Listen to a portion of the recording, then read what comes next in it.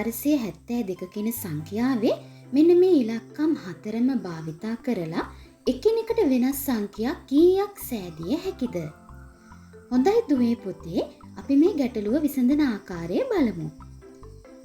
5 4 7 2 කියන මේ ඉලක්කම් පිළිවෙලින් 1 2 3 සහ 4 කියන ඉලක්කම් යොදා ඒවා එකිනෙකට ගුණ කරන්න ඕන. මෙන්න මේ විදිහට.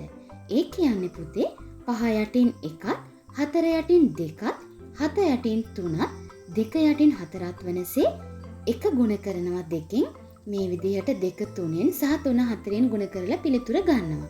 ඒ අනුව එක් වාරයක් 2 2යි, දෙවාරයක් 3 6යි, 6 වාරයක් 4 24යි. ඔන්න දැන් දුවේ පුතේ මේ ඉලක්කම් හතරම භාවිතා කරලා අපිට සෑදිය හැකි සංඛ්‍යා ගණන තමයි 24ක් හදන්න පුළුවන්.